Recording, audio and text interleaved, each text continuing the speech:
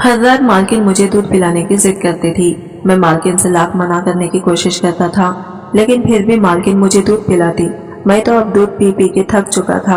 अब मुझे किसी भी हालत में मालकिन से कहना ही था कि मालकिन आप मुझे दूध पिलाने की जिद छोड़ दे। लेकिन मुझे इतनी भी हिम्मत नहीं थी।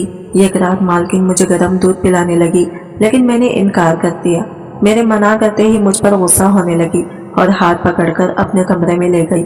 मालकिन के कमरे में जाते ही मेरा दिल जोरों से धड़क रहा था। इतने में ही मालकिन मेरे बेहद करीब आ गई और अपने पाइयों में बिठाकर अपने दोनों मैडम अपने पैरों का मसाज करने के लिए रोज रात को मुझे अपने कमरे में बुलाती। एक दिन मेरी तबीयत खराब होने की वजह से मुझे दूध पिलाने के लिए जिद करने लगी। मैं दूध पीना नहीं चाहता था। मैंने इनको बहुत रोका, मगर वो ना मानी और किचन से स्पेशल दूध बनाने के लिए चली गई और वो दूध लाकर मेरे हाथों में थमा दिया। लेकिन जैसे ही मैंने वो दूध पिया तो मुझे मदहोशी छाने लगी। जब मैं होश की दुनिया में वापस आया तो मेरा पूरा जिस्म दर्द से चूर हो रहा था, जैसे कोई मेरे साथ जबरदस्ती करता रहा हो। अगले दिन मालकिन का बनाया हुआ दूध ना पिया और ऐसे ही लेट गया।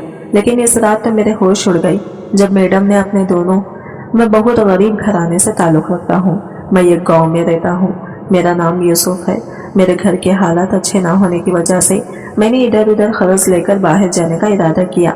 मैंने यही सोचा था, अगर मैं बाहर जाऊंगा पैसा कमाने के लिए तो रातों रात अमीर बन जाऊंगा। मैंने अपनी आंखों में हजारों सपने सजाए थे, मगर मुझे मालूम नहीं था कि बाहर भी मुलाजिमत ढूंढना इतना मुश्किल हो जाएगा।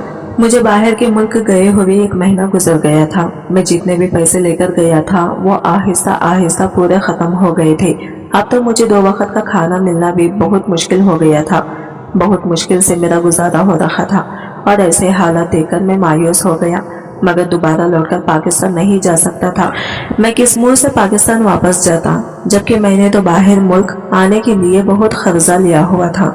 अब वो कैसे चुकाता? मेरा दोस्त कई सालों से यहाँ पर रह रहा था। मैंने इसे कहा, मैं बहुत परेशान हूँ, नौकरी की तलाश में इधर उधर घूम रहा हूँ। मैं तुमसे दरख्वास्त की कि मुझे कोई मुनासिब काम ढूंढ दो। इसने कहा कि मेरी नज़र में एक नौकरी है, उस मालकिन को एक ड्राइवर की ज़रूरत है। यह सुनते ही मुझे बहुत खुशी हुई और मेरे दोस्त ने कहा कि हाँ, मुझे ये नौकरी मंजूर है, मुझे जल्दी से इस औरत के पास ले चलो। मेरा दोस्त कहने लगा, इतनी जल्दी मत करो, पर पहले उस औरत के बारे में जान तो लो। ये सुनकर मैंने कहा कि मुझे कुछ नहीं सुनना, क्योंकि मैं इस नौकरी के लिए बहुत तड़पा हूँ, इसलिए मुझे इस नौकरी की सख्त जरूरत है। इसीलिए वो औरत जैसे भी हो, सख्त हो, मैं इसको बर्दाश्त कर लूंगा। ये सुनकर मेरा दोस्त मुझे इस औरत के घर ले गया और जैसे ही मैंने इस औरत को देखा तो हैरान रह गया, क्योंकि उसने चेहरे पर नकाब किया हुआ था। मैंने भी नजरें झुका ली, क्योंकि वह गैर मर्दों से पर्दा कर रही थी। औरत ने मेरा ड्राइविंग लाइसेंस देखा और मुझे मेरी तनख्वाह के बारे में बताया। ये सुनकर मैं हैरान रह गया, क्योंकि इतनी तनख्वाह तो मैं पाकिस्तान में 2-3 महीने दिन रात काम करके भी जमा ना कर पाता। मैंने फौरन हामी भर ली। मैडम ने भी मुझे मुलाजिमत पर रख लिया और मेरी खुशी की कोई इंतहा न रही। अलबत्ता मेरे दिल में डर भी था कि ना जाने मेरी मैडम कितने सख्त है। होका लोगों, मुझे हैरत हुई जब इसने कहा कि मैं तुम पर ज्यादा बोझ नहीं डालूंगी, तुम्हें दिन में सिर्फ एक बार खरीदारी के लिए ले जाना पड़ेगा और इसके बाद कहीं जाना नहीं पड़ेगा। पहले दिन मैडम ने मुझे अपने कमरे में बुलाया। इसने बहुत अच्छे कपड़े पहने हुए थे और खुशबू भी लगा रखी थी, मगर इसका चेहरा नकाब में छुपा हुआ था, जिसकी वजह से सिर्फ इसकी आंखें दिखाई दे रही थी। मैडम उम्र में ज्यादा बड़ी नहीं लगती थी। इसका जिस्म भरा भरा था, मगर वो मोटी नहीं थी।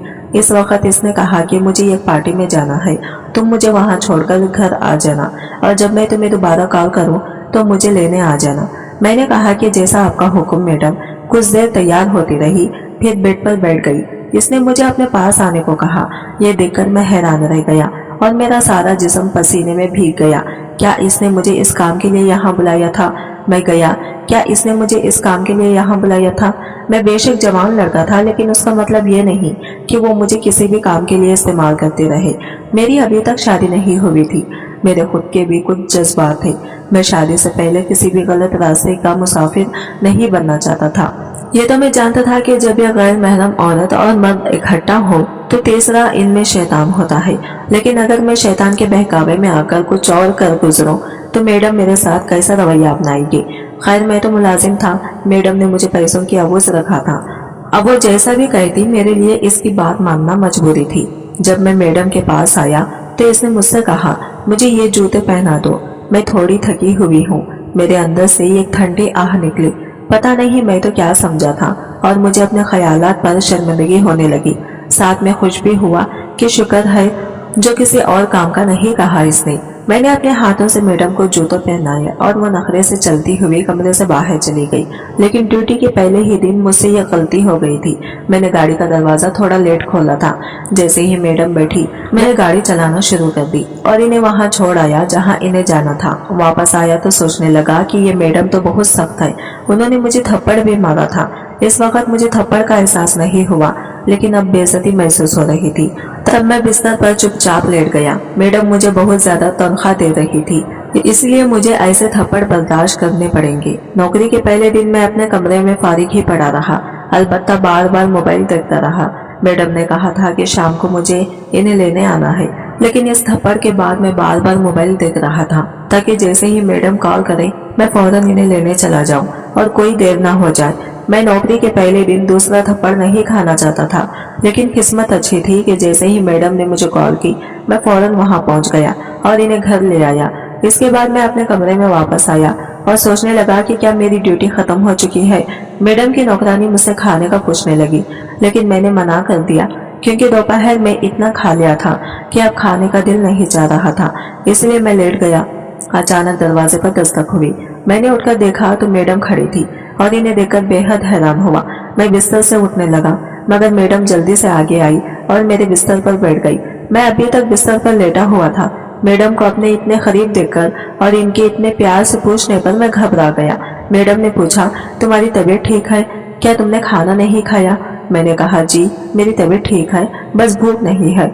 ये सुनकर मैं उठने लगा, लेकिन मैडम ने मेरे सीने पर हाथ रखकर मुझे उठने से मना कर दिया। मुझे जैसे करंट सा लगा। मैडम ने कहा, नौकरानी बता रही थी कि तुमने अभी तक खाना नहीं खाया, क्या बात है? फिर वो बोली, तो क्या तुम गर्म दूध पियोगे?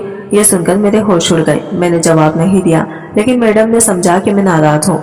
मैडम कहने लगी, सुबह मैंने तुम्हें थप्पड़ मारा था, क्या वो बहुत जोर से लगा था? ये कहकर उन्होंने मेरे चेहरे पर हाथ रखा। मेरा दिल जोर जोर से धड़कने लगा। एक लम्हे के लिए तो मेरे अंदर जज्बात का तूफान ठाटे मारने लगा। अचानक वो बोली, मैं तुम्हारे लिए गर्म दूध लेकर आती हूँ। मैं बिल्कुल हैरान रह गया कि मैडम को क्या हो गया था। वो कमरे से निकल गई और मैं बिस्तर पर बैठा सोचने लगा कि मैडम मेरे साथ क्या करने वाली है। क्या वो मुझे नशे वाला दूध पिलाकर मेरे साथ? नहीं नहीं, ऐसा नहीं हो सकता। थोड़ी देर बाद मैडम वापस आई और कहने लगी, यहाँ बहुत सर्दी है, इसलिए तुम मेरे कमरे में आ जाओ। ये सुनकर मैंने कहा, नहीं मैं यहाँ ठीक हूँ। मैडम कहने लगी, मैं तुम्हें वही गर्म दूध पिलाऊंगी। मैंने इनकार करना चाहा, मगर मैडम ने मेरा हाथ जोर से पकड़ा और मुझे अपने कमरे में ले गई। उन्होंने मुझे अपने बेड पर बिठाया और मेज पर रखा दूध का गिलास मुझे देकर कहा, ये सारा दूध पी लो।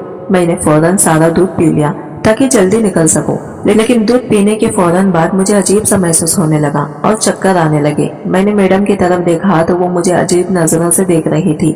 मुझे कुछ समझ नहीं आ रहा था। मेरा दिमाग जैसे बंद होने लगा। मुझे लगा कि मैं बेहोश होने लगा हूँ। इसके बाद मुझे किसी चीज का होश नहीं रहा। जब मेरी आंख खुली तो मैं अपने कमरे में था। मेरी नींद पूरी हो चुकी थी, इसलिए मैं फ्रेश था। मैं सोचने लगा कि रात को मुझे क्या हुआ था, मेरा सर क्यों चकरा रहा था, मैडम ने मुझे वो दूध क्यों पिलाया था। मैं अभी सोच ही रही थी कि मैडम की नौकरानी मेरे कमरे में आई और कहने लगी, मैडम तैयार हो गई है, जल्दी से गाड़ी निकालो। यह सुनकर मैं फौरन उठा, कपड़े बदले और गाड़ी के पास आ गया। मैंने इस दिन मैडम को वहां छोड़ दिया जहां उन्हें जाना था और रात को वापस ले आया। रात हुई तो मैडम ने मुझे फिर से अपने कमरे में बुलाया और दूध का गिलास दिया।